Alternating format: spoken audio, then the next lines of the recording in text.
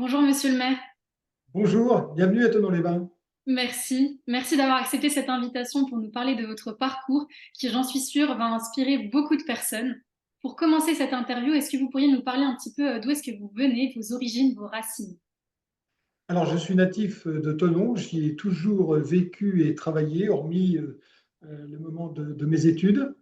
Et j'ai des origines qui sont principalement italiennes, mais aussi savoyardes. Ok, donc de la région Tout à principale. fait. Quand vous étiez enfant, quel métier rêviez-vous d'exercer plus tard? Est-ce que vous aviez déjà des passions qui vous guidaient? Alors, j'ai eu effectivement une grande passion qui est celle du sport, on y reviendra probablement. Mais le premier métier que j'ai souhaité exercer, c'était celui de médecin. Oh waouh!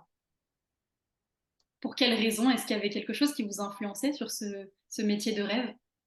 Oui, bah, ma mère travaillait dans un établissement hospitalier, donc j'avais cette influence. Et puis j'ai toujours été de toute façon intéressé par des métiers tournés vers l'humain et le service aux autres. Et alors, quel a été votre parcours scolaire au lycée? Quel choix avez-vous fait? Des choix d'orientation? Alors j'ai essayé tant bien que mal de maintenir un cursus scientifique avec cet espoir de pouvoir peut-être un jour faire médecine. Mais petit à petit, le sport m'a happé, c'est-à-dire que je l'ai pratiqué de plus en plus en compétition et petit à petit s'est imposé comme pouvant devenir un métier pour moi. Et c'est donc au moment de choisir mon université que j'ai intégré l'UREPS, c'est-à-dire la filière qui forme les éducateurs sportifs et les enseignants d'éducation physique et sportive. Ah oui, d'accord. Et vous faisiez de la compétition dans quelle discipline? En gymnastique, donc j'ai commencé tout petit, à l'âge de 5 ans, et j'en ai fait quasiment pendant 30 ans, et j'ai occupé tous les postes dans une association sportive, celui de pratiquant, celui d'aide à l'animateur, ensuite d'animateur, d'entraîneur, d'arbitre, juge national, et puis ensuite j'ai vraiment bifurqué sur l'entraînement de haut niveau, avec des gymnastes qui étaient compétiteurs également. Je suis devenu aussi dirigeant de mon club, du comité départemental, régional. J'ai travaillé également en toute fin de carrière sur la formation des cadres au sein de la fédération. Ah waouh. Donc oui, différents postes dans le domaine du sport. Oui, ça a vraiment été un engagement très très fort. Là aussi, il était lié aussi à mon environnement familial. C'est Mhm. mon père qui était plutôt investi dans le sport et particulièrement dans la gymnastique. Et j'y ai trouvé vraiment euh, un creuset pour ma formation personnelle, pour les valeurs que j'ai pu ensuite mettre en œuvre dans ma vie. Hmm. Est-ce que vous pouvez nous parler un petit peu de ces valeurs? Ah bah, le sport, la première des valeurs qu'il véhicule, c'est d'abord le dépassement de soi, l'abnégation, c'est-à-dire qu'il faut travailler pour performer et on n'a pas d'excuse à trouver autre que celle de son propre engagement, accident de parcours mis à part, évidemment, la question des blessures peut être prégnante dans le sport, ça a été mon cas d'ailleurs, ma carrière s'est interrompue sur une blessure plutôt grave, mais voilà, la première des valeurs, c'est celle-ci. Ensuite, c'est aussi l'altruisme parce qu'on agit au sein d'associations où il faut justement occuper tous les postes. On reçoit beaucoup de la part des bénévoles et ensuite il faut donner de son propre temps pour devenir soi-même bénévole.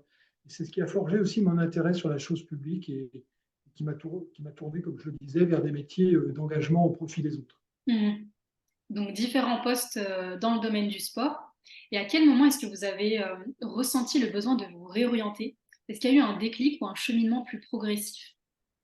Oui, ça s'est fait de manière assez précise. Près de l'âge de 28 ans, je commençais à voir un petit peu les limites de l'exercice professionnel que j'avais. Je voulais entraîner vers le plus haut niveau. J'avais des jeunes qui se préparaient à certaines Olympiades, mais je souhaitais, et j'ai toujours fait en sorte de rester à Thonon-les-Bains, il fallait, pour pouvoir continuer cet engagement, il fallait que je crée un centre de haut niveau à Thonon-les-Bains.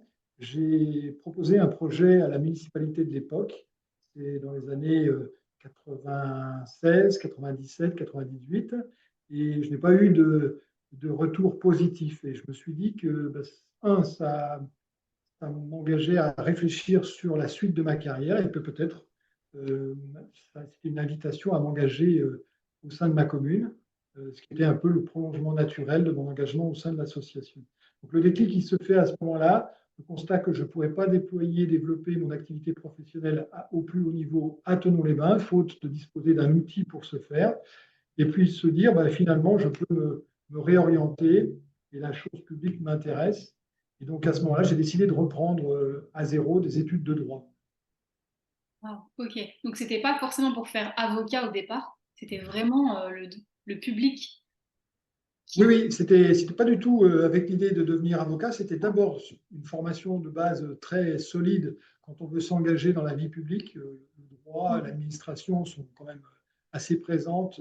Mhm. Et donc, c'était pour moi une manière de me réorienter en ayant une culture générale plus forte, une culture juridique. Mais les résultats de chaque examen ont fait que je me suis dit, bah, il faut aller jusqu'au bout puisque ça marche plutôt bien.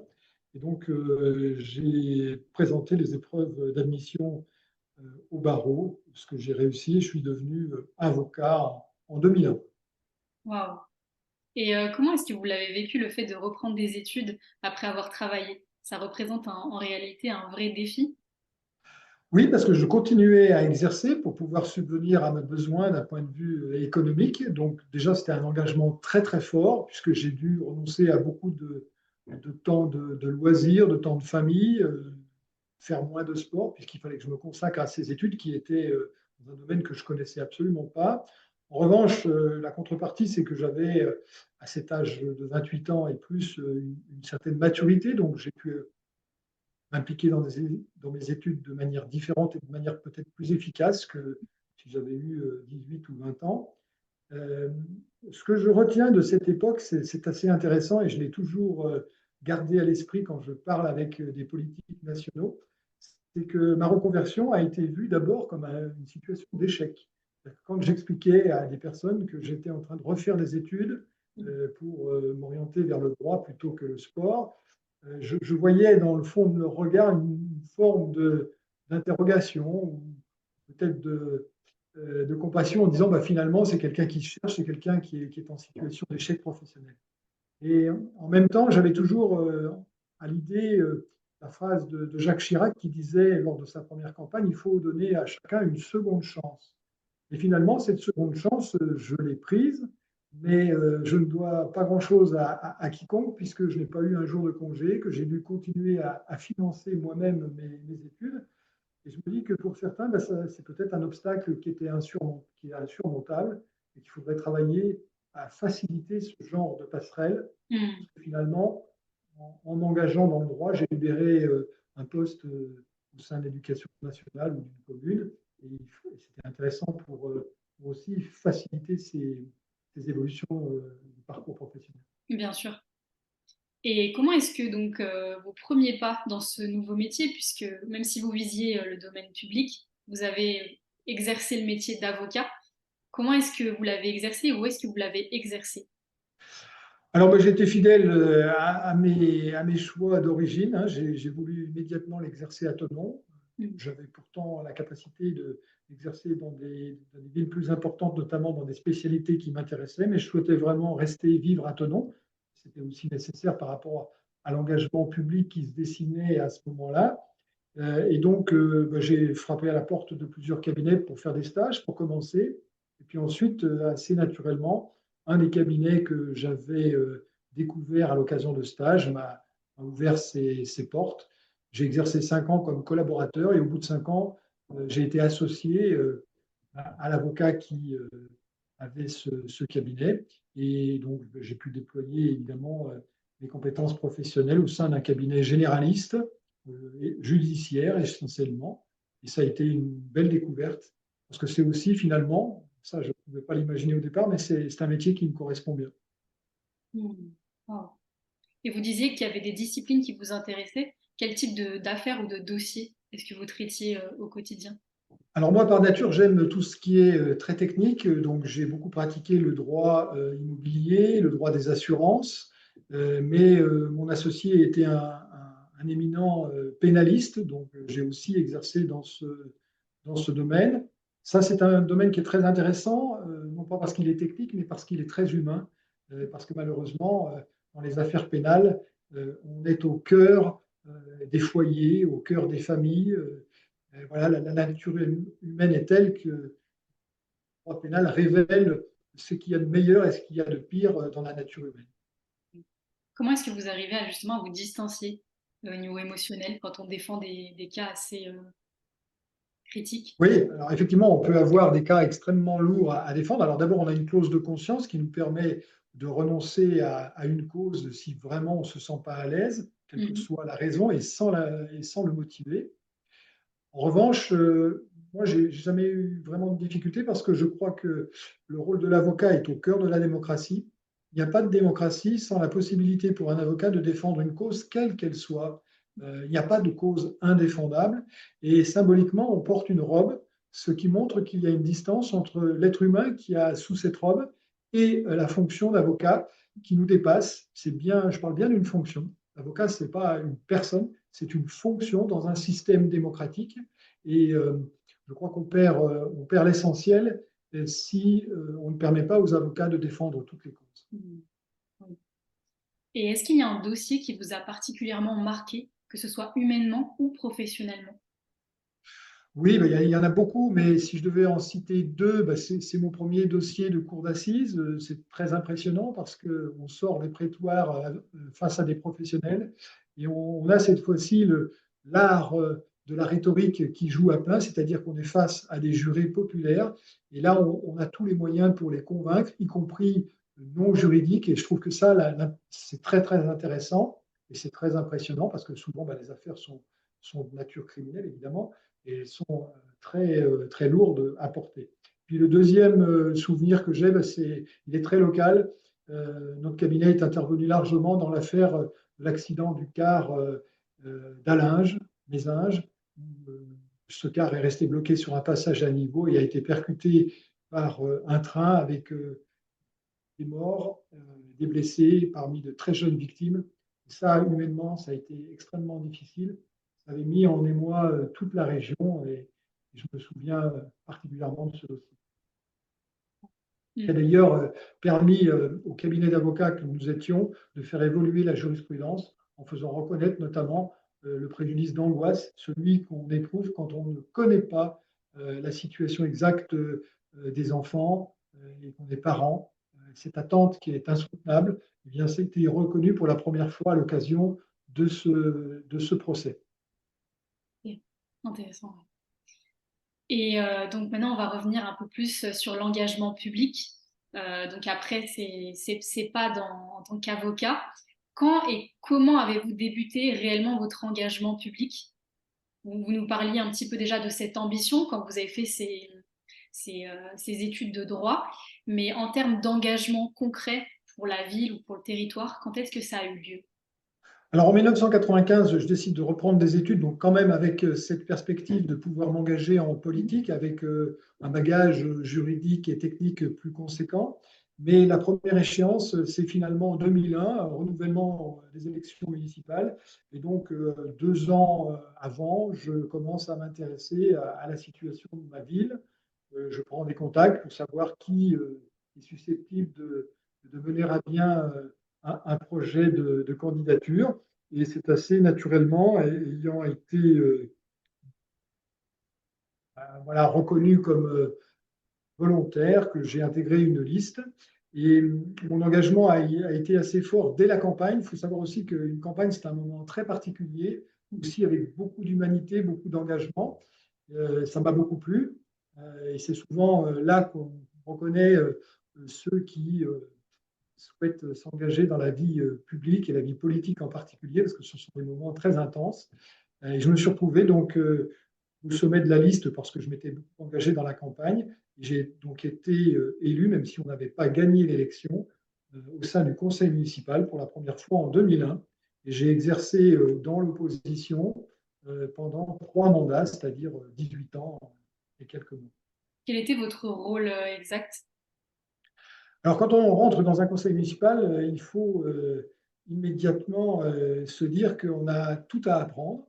Mhm. Le fonctionnement des institutions, ça c'est assez simple, on apprend vite. Il faut ensuite se documenter sur tous les sujets, puisque le métier, entre guillemets, ou la fonction de maire est tellement vaste, la commune a de multiples compétences, ça prend tout le cycle de la vie, ça commence par la petite enfance, en s'occupant même des femmes qui sont à la maternité, à qui on va permettre de déclarer la naissance de leur enfant, et puis ça va jusqu'à la fin du cycle avec les seniors dont on doit s'occuper à travers des actions pour retarder la perte d'autonomie jusqu'au plan canicule.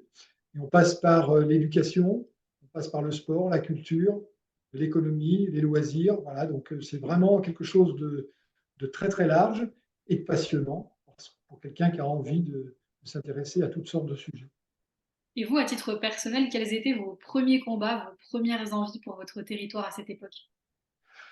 Ben moi, je suis connu pour avoir une certaine rigueur, donc il était important pour moi que la majorité de l'époque puisse justifier du bon usage des deniers publics, euh, d'assurer un minimum de transparence dans les choix qui étaient faits. On peut contester les choix, ça c'est le jeu démocratique.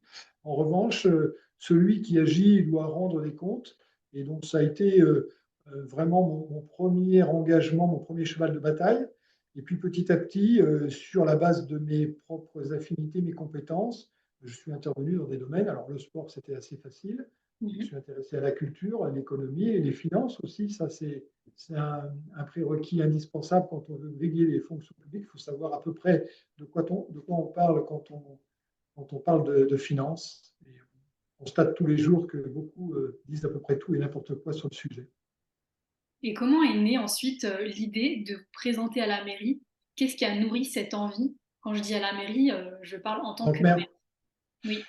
Oui, bah écoutez, c'était un peu dès le départ mon idée. J'ai un rapport qui est quasiment charnel avec la ville de Thonon. J'aime cette ville. Je vous ai Mhm. dit, j'ai fait des choix professionnels très engageants puisque j'ai renoncé à de belles opportunités professionnelles pour toujours y vivre et y travailler. Et à partir du moment où l'idée que je me faisais de la ville, de ce qu'elle pouvait devenir, n'était pas suffisamment mise en œuvre, il était assez naturel de dire il faut le faire soi-même parce que beaucoup ont le travers d'avoir des idées sur tout, mais ne s'engagent pas finalement, ne font pas le pas de faire les choses. Et moi, je reprocherai jamais à un opposant de ne pas faire exactement ce que j'aurais souhaité qu'il fasse, mais je suis plus sévère avec ceux qui commentent sans jamais agir. Wow. Et vous avez du coup été élu en 2020. Comment avez-vous Oui. vécu ce passage du barreau à la fonction de maire? Alors, il était à peu près évident dès le départ que je ne pourrais pas concilier les deux activités, tellement la fonction de maire est prenante. Je suis également président de l'agglomération autour de la ville de Thonon, c'est 100 000 habitants, la ville représentant près de 40 000 habitants. Donc la charge est extrêmement lourde, c'est quasiment du 7 jours sur 7. Je ne connais pas de journée où je fais moins de 12 heures par jour. Un peu moins le week-end, mais il faut être en représentation, il faut aller voir les activités des associations, des clubs, etc. Donc c'est très très prenant et il n'était pas concevable de maintenir une activité professionnelle. Donc j'y ai renoncé avec un petit peu de regret parce que c'est une belle activité, hein, une profession qui est très noble, le fait de défendre des causes, c'est-à-dire de Mhm. venir en aide à autrui grâce à une expertise et surtout en faisant jouer les mécanismes de la loi qui est censée protéger les plus faibles vis-à-vis de tous les risques de la vie. Euh, mais si on prend un petit peu de recul, on se dit que la fonction d'élu, elle a un petit peu de cette essence, c'est-à-dire qu'on est là pour euh, respecter les lois, on est là pour faire jouer l'intérêt général au détriment de l'intérêt particulier, parce que c'est ça la vraie différence entre un élu qui s'engage pour sa collectivité et un élu qui fait du clientélisme et qui cède assez facilement en disant oui à tout le monde. Et je crois que la vraie responsabilité d'un élu aujourd'hui, c'est de dire non, non, quelque part, l'élection m'a transformé, elle m'a investi d'une mission qui est différente de ce qui se passait avant, c'est-à-dire que je dois défendre un intérêt général qui n'est pas la somme des intérêts particuliers. Hmm. Wow. Vous répondez à ma prochaine question, qui était quels sont les défis majeurs de ces responsabilités? Donc on a la réponse. Alors, Effectivement, ça c'est le cœur du sujet, mais je pourrais aussi vous dire que Mhm. l'actualité nous rappelle que notre société évolue, pas toujours dans le bon sens. Et aujourd'hui, il y a une confrontation, il y a un télescopage entre ce que permettent les réseaux sociaux, la circulation rapide de l'information, et la réalité de l'action publique. Il y a une Mhm. sorte de décalage, il est temporel, l'action publique met du temps à se nouer, à se développer. Les réseaux sociaux, c'est la culture de l'immédiateté. Et puis, je reviens à ce que je vous disais, les réseaux sociaux, finalement, ont un double impact pour moi. D'abord, ils rassemblent des communautés qui, petit à petit, évacuent tout ce qui ne pense pas comme elles.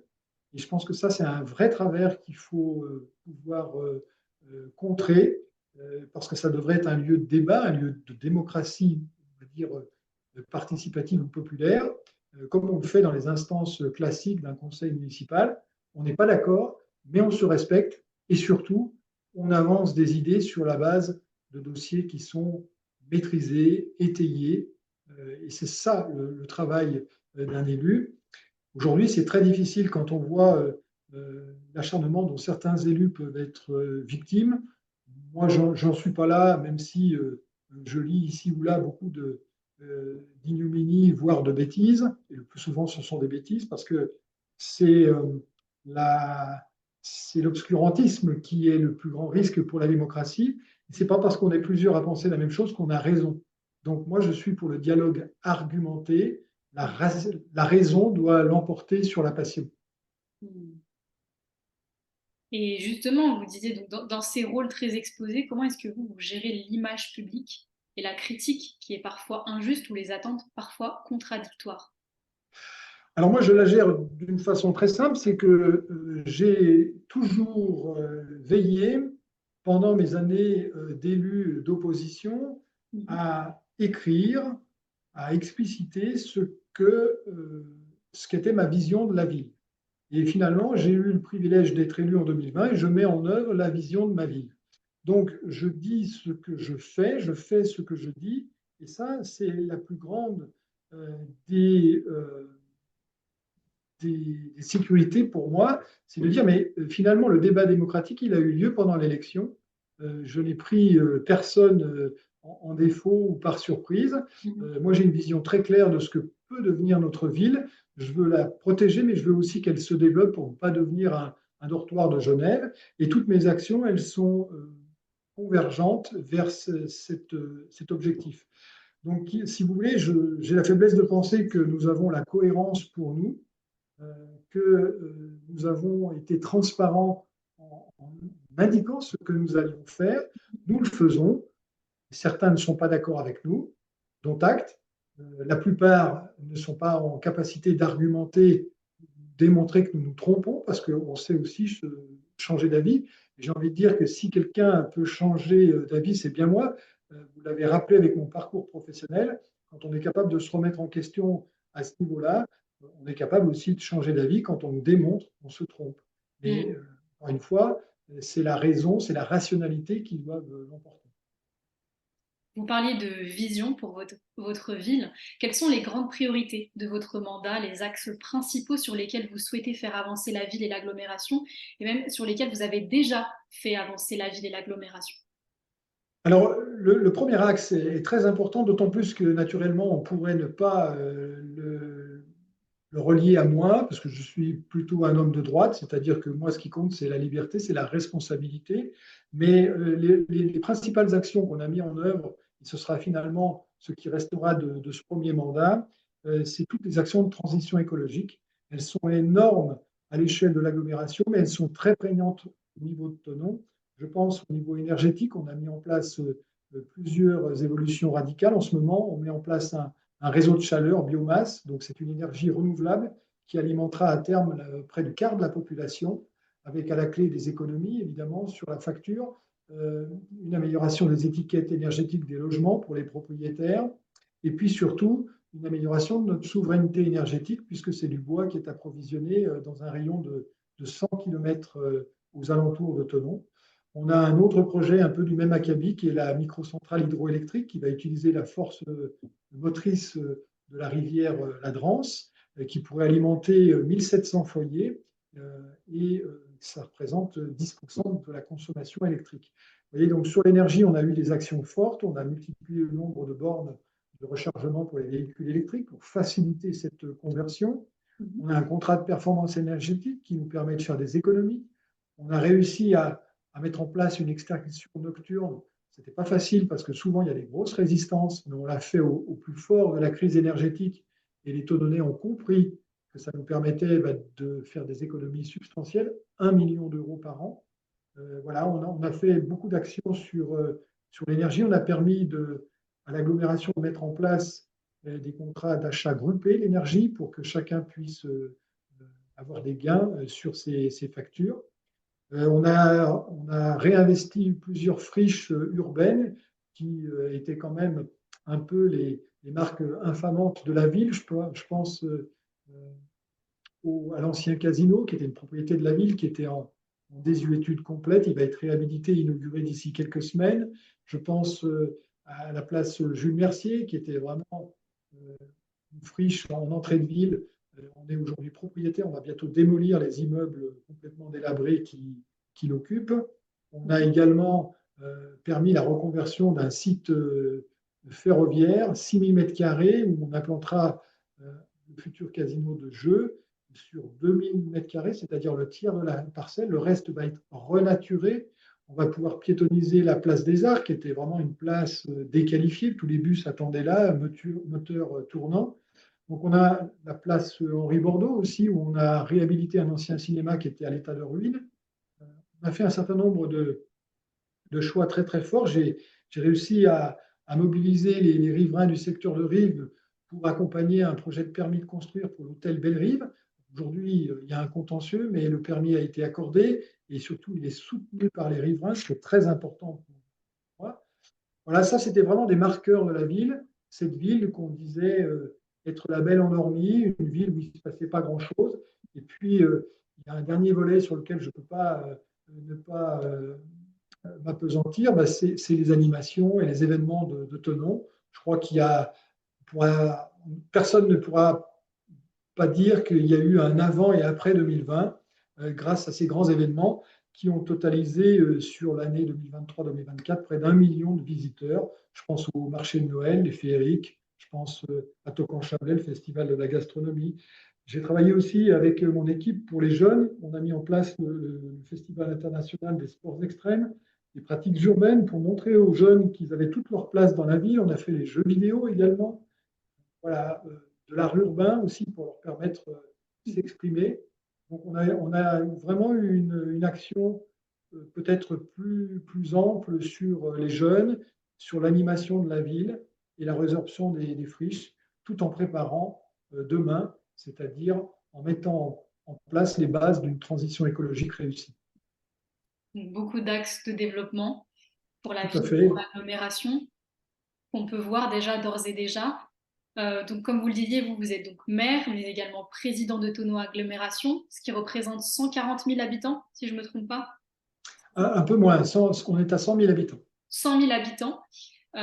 Au quotidien, si on revient à ces rôles, par rapport à tout ce que vous dites, ces ambitions, qu'est-ce qui vous anime dans ces missions? Alors, pour l'agglomération, c'est une situation qui est totalement différente d'une mairie, puisque pour une mairie, vous vous présentez à une élection avec un projet, un programme, une équipe, et si vous êtes élu, vous le mettez en œuvre. À l'agglomération, c'est différent puisque c'est une fois élu au sein d'un conseil municipal qu'on est désigné comme représentant à l'agglomération de la commune. Donc on arrive sans programme, sans projet et sans équipe, puisque l'équipe se forme au début du mandat. Donc la première chose, c'est essayer de se mettre d'accord sur un projet qui soit suffisamment partagé pour répondre à toutes les attentes qui sont par nature diverses. Moi, je suis le maire de la ville-centre, 40 000 habitants, c'est déjà presque la moitié de l'agglomération, mais mes problématiques sont celles d'une ville moyenne et grande.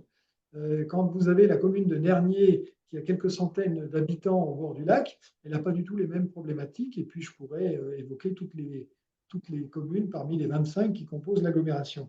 Donc il faut trouver une sorte de dénominateur commun. La mise en place d'un cadre pour que chaque commune entre en transition écologique a été assez facile à faire. On a des schémas directeurs, on a un cadre qui a été fixé.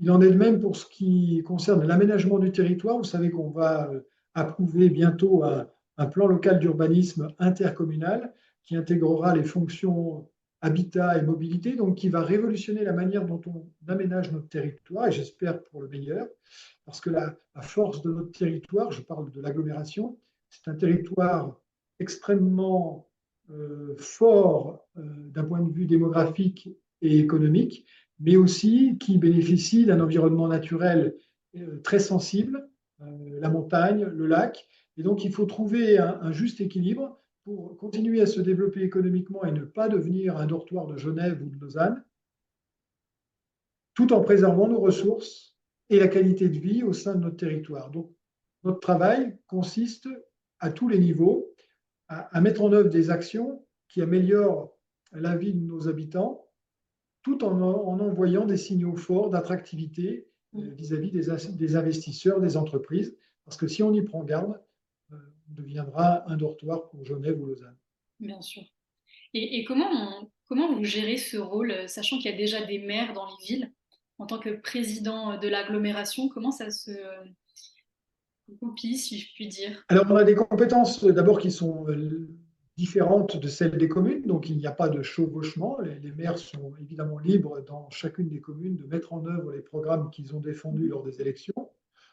Nous, on essaye de les accompagner dans la mesure du possible quand un maire décide de refaire une rue, une place. Évidemment que l'agglomération doit entrer en matière dans ses compétences, les réseaux d'eau potable, d'eau pluviale, d'assainissement, la défense à incendie, voilà des exemples. La question des déchets également, la collecte, la valorisation des déchets, ça, ce sont les grandes compétences de l'agglo. Le développement économique à l'échelle des zones d'activité. Donc, généralement, il n'y a pas trop de chevauchement et on essaye de faire en sorte que ce soit toujours l'intérêt communautaire qui prime. Mais quand on peut accompagner une commune, on le fait volontiers. Je n'ai pas parlé de la mobilité, qui est une compétence essentielle, notamment aujourd'hui, puisque revoir notre modèle de développement, ça suppose aussi d'être beaucoup plus vertueux dans la façon dont on aménage notre territoire et la mobilité à avoir avec ça. Et donc, on essaye de rapprocher les lieux d'habitat des services, des aménités, les services de transport, les services de santé et pourquoi pas des emplois. Vous savez, le modèle de la zone industrielle perdue au milieu de nulle part, il a démontré tous les effets négatifs qu'il pouvait avoir. Donc maintenant, et c'est important pour la ville-centre, il faut essayer de retrouver un juste équilibre pour que les gens retrouvent du plaisir à se retrouver dans un cœur de ville, dans un cœur de village, parce que c'est là qu'on y développe des sociabilités. Merci en tout cas pour ces partages. Quelques dernières questions. Si donc on revient sur votre parcours, si vous deviez transmettre un message à celles et ceux qui aujourd'hui cherchent leur voie, qui hésitent à changer de cap, qu'auriez-vous envie de leur dire? Alors je leur dis, n'hésitez pas à le faire, même si ça vous paraît parfois insurmontable en tracasserie administrative, d'un point de vue économique, il y a toujours des solutions. Et je dis que finalement, il ne faut pas hésiter à interroger ceux qui ont pu avoir ce genre de démarche, parce que les difficultés, les embûches qu'on a rencontrées, on a réussi à les dépasser, et donc on peut aussi donner de la motivation, donner quelques trucs, mais il ne faut surtout pas renoncer à des opportunités qui peut y avoir. Il n'existe plus de parcours professionnel linéaire aujourd'hui. C'est une hérésie de croire qu'on va exercer toute sa vie le même métier. Donc, il faut être agile, il faut avoir confiance en soi, même dans l'échec, parce que je rappellerai, et c'est surtout pour les jeunes que je voudrais dire ça, les yeux dans les yeux, rappelez-vous qu'il n'y a que les échecs qui vous renforcent, et donc il faut savoir les dépasser et prendre votre vie en main, votre destin, parce que vous pouvez obtenir des choses auxquelles vous n'auriez pas espéré si vous vous engagez. Dernière question, monsieur le maire. Aujourd'hui, qu'est-ce qui vous fait vibrer pour l'avenir? Quels sont vos rêves ou vos projets pour demain, que ce soit personnellement ou pour votre ville? Y a-t-il encore des domaines ou des expériences que vous aimeriez explorer, des choses que vous n'avez pas encore eu le temps de vivre?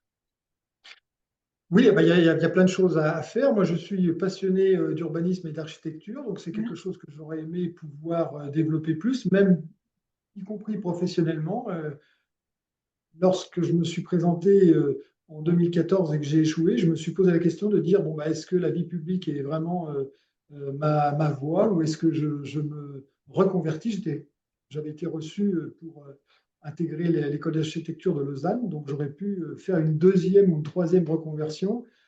Donc ça, c'est quelque chose qui me passionne. Moi, j'ai envie de continuer à défendre Mhm. les intérêts de ma ville, mais j'ai aussi envie de découvrir d'autres horizons. Donc, les voyages que je n'ai pas pu faire jusqu'à maintenant, j'espère un jour pouvoir les faire pour pouvoir découvrir d'autres cultures et d'autres façons d'aborder le monde.